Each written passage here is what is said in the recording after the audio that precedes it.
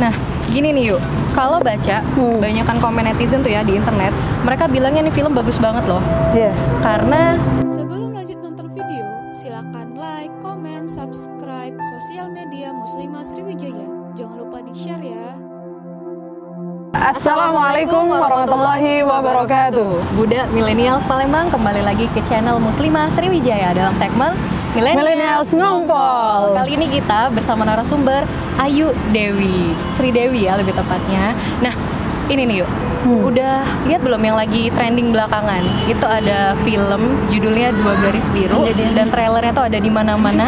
Tiap kita nonton YouTube ada, terus kita nonton TV juga ada, bahkan iklan di games pun ada kayak gitu. Nah, Ayu Dewi sendiri udah belum nonton trailernya? Iya. Nah, kalau kita lihat ya, trailernya aja horor, apalagi filmnya. Itu emang sangat bahaya sekali ya untuk pendidikan millennials hari ini, karena itu tidak pantas untuk dipertontonkan oleh millennials, karena itu mengajarkan kita pada kebebasan dalam pergaulan sebenarnya. Oh gitu. Harusnya kan di dalam Islam ada batasan tersendiri kan antara laki-laki dan perempuan. Nah, gini nih yuk, kalau baca banyakan komen netizen tuh ya di internet, mereka bilangnya nih film bagus banget loh. Iya. Karena banyak ngajarin sex education ke generasi remaja. Kalau menurut Ayu Dewi sendiri gimana? Kan sebenarnya kalau bicara sex education, kalau dalam Islam kan beda.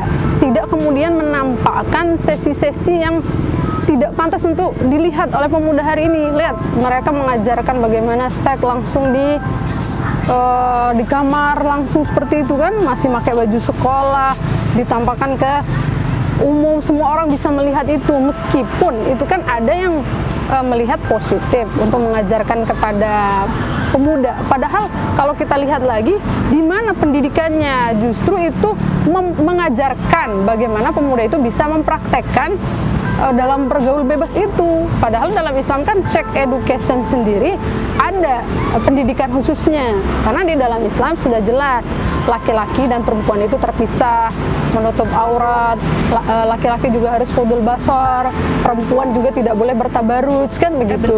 Qudul basar itu apa? Oh, qudul basar itu menundukkan pandangan. Nah, kalau hari ini kan banyak yang jelalatan gitu kan. Nah, gitu. Apalagi kalau ngelihat trailernya itu kan yuk ya, bahkan mereka berani ke kamar berdua di atas ranjang. Dan kalau nggak salah lihat tuh ya, saya ngelihat itu di tembok yang perempuannya banyak artis K-pop.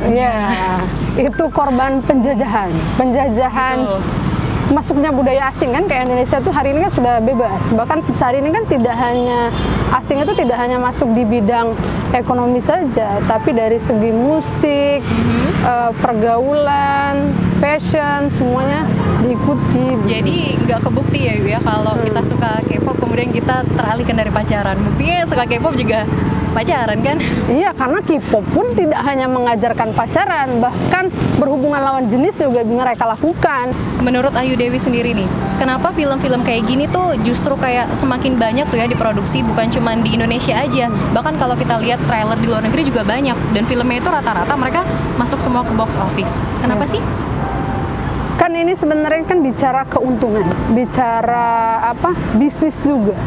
Karena kalau film bioskop gitu ya, film-film seperti itu kan menguntungkan bagi para sutradara, para pembuat film kan, walaupun memang mereka mengatakan ini salah satunya program untuk kemajuan teknologi, tapi kan kemajuan teknologi tetap harus didukung dengan pendidikan gitu, pendidikan yang benar, bukan bicara tentang pendidikan seks begini. Kalaupun mau diajarkan, kan jelas tadi sudah kita bahas ya, pendidikan dalam Islam itu urusan pendidikannya cukup dia memahami dulu pertama akidah Islam dulu kan, setelah dia paham akidah Islam, standarnya seperti apa, dia bicara tentang hukum syariatnya seperti apa, batasan laki-laki kan tadi, pergaulan laki-laki dan perempuan itu. Jadi kalau Islam tuh standarnya tetap ya, nggak berubah-ubah sesuai dengan kepentingan ataupun lainnya sih.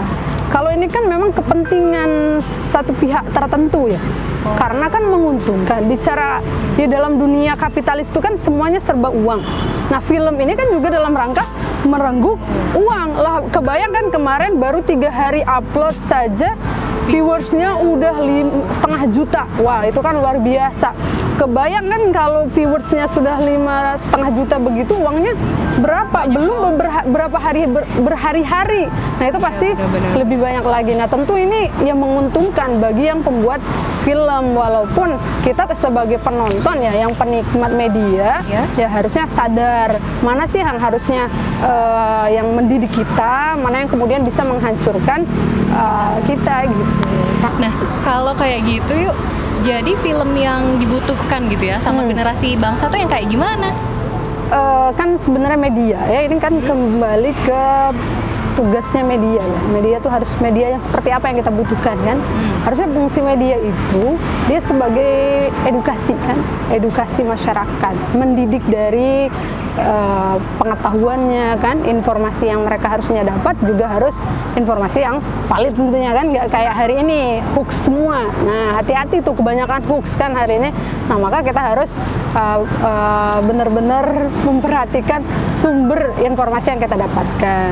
Terus edukasi yang seperti apa harus kita lihat lagi, karena televisi ataupun beberapa media hari ini baik itu cetak maupun elektronik juga tidak mendukung kita untuk menjadi lebih baik, untuk mendukung kita meningkatkan keimanan kan.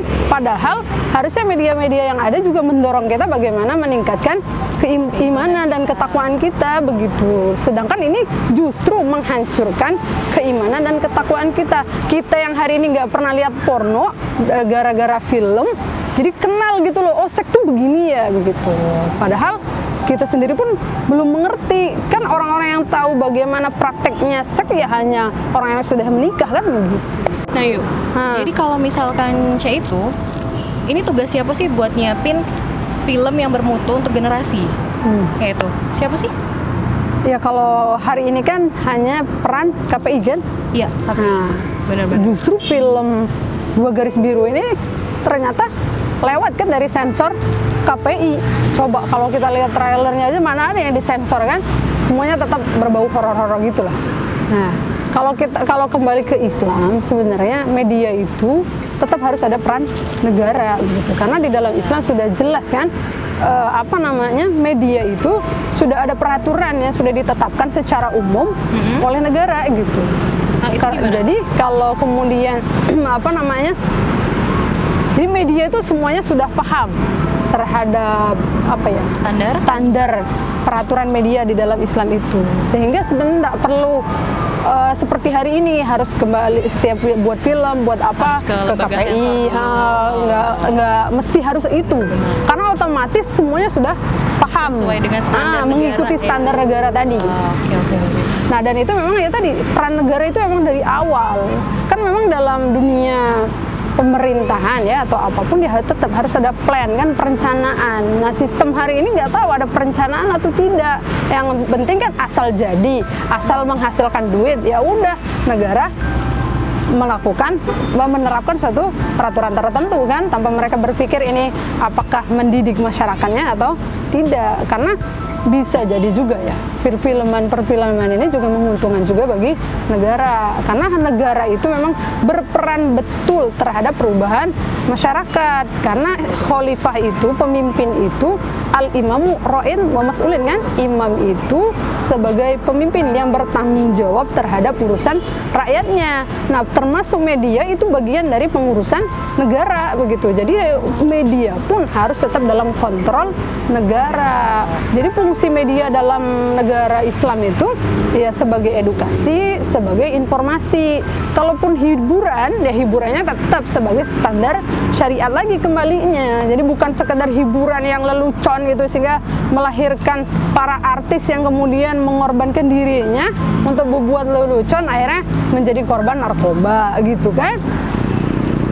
Nah yuk, kalau C itu, Cak mau tahu dengan kondisi Indonesia ini yang wong-wongnya tuh heterogen, jadi tidak cuma muslim di sini, walaupun kita paling banyak jumlahnya, tapi yang lain juga ada. Benar. Sedangkan kita tadi nak syariat Islam, mau mana itu? Betul.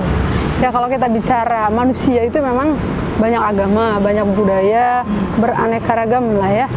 Atau disebut oleh Mbak Azmi tadi heterogen. Bahasa kerennya kan begitu. Millennials. Nah, millennials. Nah, kalau bicara tentang bagaimana kemudian perbedaan ya, Jadi kalau Islam itu kan Allah sudah katakan dalam Al-Quran kan Islam rahmatan lil alamin. Jadi Islam itu rahmat untuk seluruh alam. Jadi siapapun, tidak hanya makhluk hidup, tapi juga makhluk tidak hidup pun dia akan merasakan rahmat dari ketika Islam itu diterapkan. Nah kalau kita mau tanya gimana nanti kalau yang tidak beragama Islam, di dalam Islam seperti apa? Nah kalau kemudian bicara dalam negara Islam, tentu di dalam Islam juga tetap kependudukannya juga heterogen. Bedanya memang ada nanti dia ada, kalau kita harus bicara tentang kafir ya, kafir itu kan memang ada macamnya ya. Dia ada kafir dhimmi, ada kafir harbi. Nah, kalau kafir dhimmi itu dia tetap dalam naungan daulah khilafah, dalam negara Islam, yang dia itu sebagai warga negara, harus daftar dulu sebagai warga negara Islam. Kayak KTP gitu ya, Yuk? Bisa jadi itu nanti ada diberlakukan seperti itu. Tapi kalau kafir dhimmi, kafir harbi ya, maaf, kafir harbi. Nah, harbi itu ada dua, harbi fi'lan, ada harbi hukman. Nah, kalau bicara tentang harbi fi'lan ya itu memang benar-benar tidak berhubungan dengan negara Islam. Tapi kalau harbi hukman itu masih boleh, tapi tetap dalam kehati-hatian. Nah, maka kalau kita bicara kafir dhimmi tadi, dia tetap statusnya sama kayak muslim lainnya. Jadi dalam urusan ekonomi, pendidikan, sosial budaya tetap diurus oleh negara. Bedanya mereka cuman tidak beragama Islam saja. Nah, tapi dengan catatan ya tadi, mereka tunduk patuh dengan pemimpin Islam begitu. Jadi kayak nanti kalau mereka buat film atau pergaulannya gimana di dalam agama mereka, ya tetap mereka juga mengikuti gaya aturan dalam sistem Islam begitu. Kalau mereka sebagai warga negara Islam gitu. Tapi yang penting mereka ada disuruh sholat kan ya, atau baca Quran itu ya? Tidak, itu jelas itu. Karena kalau sudah bicara akidah, kan tidak berurusan untuk baca Al-Quran dan sholat begitu. Walaupun dia tetap dalam bagian dari negara Islam begitu. Oh, itu berarti lemah nih kalau kita diatur dengan syariat Islam. Yeah. Nak dia muslim, nak bukan. Kalau bikin film tuh mudah lah ya.